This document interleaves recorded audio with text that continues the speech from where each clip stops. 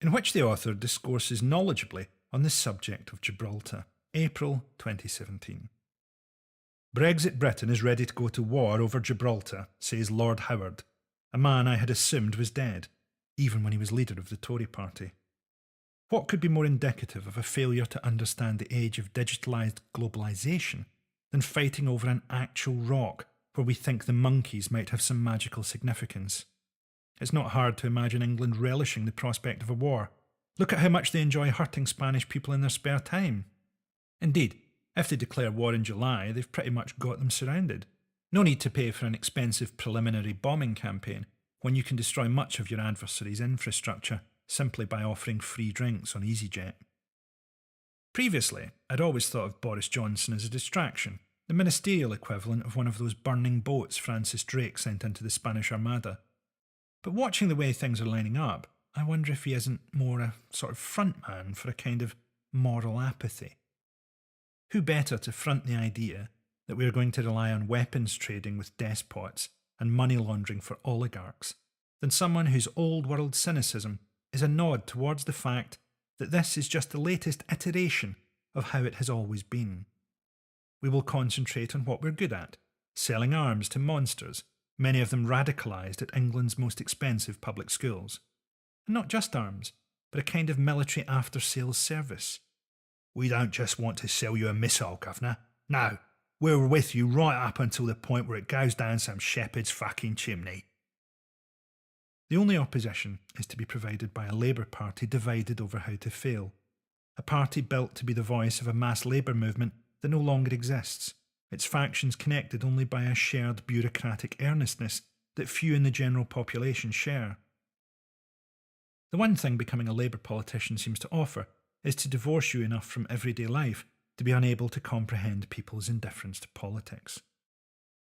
We have, of course, to respect the will of the people, a force that, unchecked, would also deliver the death penalty for cyclists.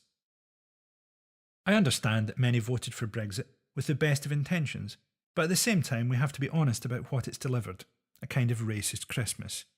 Respecting people who had genuine concerns about accountability or the fate of Greece doesn't mean you have to accord the same respect to people who want to leave Europe because they don't like Pakistanis. In Scotland, our government feels that Brexit merits a referendum on independence. Polling indicates that people don't agree, but do think it's the government's right to call one, which is as good a case for independence as you can get, proving people in Scotland are neither British nor European, but awkward Scottish bastards. Can Scotland afford to become less cosmopolitan? The last time we held any real influence on the world stage was in the 1990s when we changed global heroin prices. I worry about the relentless calls for positivity among the Yes campaign, as Scottish people hate positivity. They'd probably respond better to a bleak campaign that pointed out Brexit will make it harder to travel and they'll be stuck in Scotland with all the other Scottish cunts. I'm currently reading a fantasy young adult series so that I have something to talk to my daughter about. It's grandly dystopian in an upbeat way. A lot of talk of whore masters. Everybody shoveling ash off their fields every morning so the slaves can tend their dying crops and so on. I think young adult fiction is the way forward. None of this having an affair on campus shit. It's all about stringing up autocrats and guarding against complacency and the resistance. I guess young people have to think about the coming dystopia. My generation's major sci-fi worry about the future was that the theme parks would malfunction. I miss all those articles that used to wonder what was going on with teenagers. Now they're deemed politically irrelevant, and everybody has to wonder what's going on in the minds of middle-aged racists. I welcome the approach of the great undoing.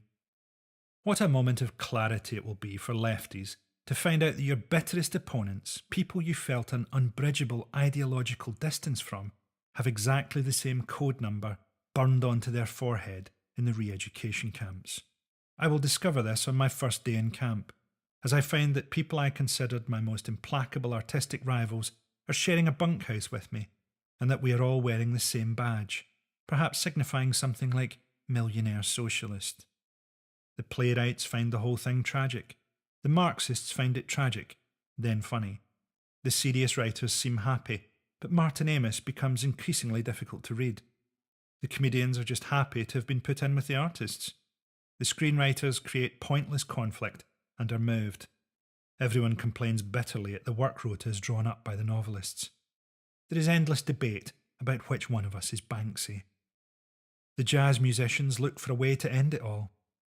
What a wonderful and creative time it will be for artists, freed from writing for a posterity that no longer exists. We will all become close friends and put on little subversive plays for our fellow prisoners, which is, in any case, all that we're doing now.